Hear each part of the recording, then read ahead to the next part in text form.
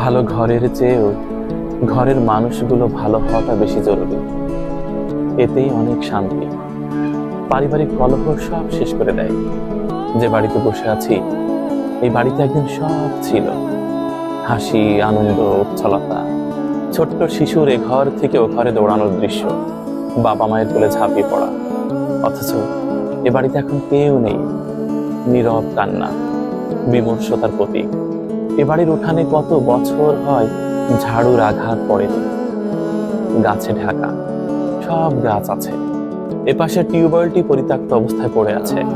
পড়ে আছে বিশাল একটি পুকুর, যে পুকুরে হয়তোবা এ বাড়ির মানুষ স্নান করত। নববধূ হয়তোবা কোমরে আঁচল বেঁধে জল নিয়ে ফিরত।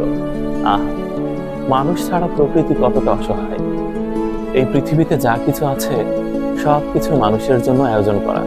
মনে পড়ছে বিশ্বকবি শ্রী রবীন্দ্রনাথ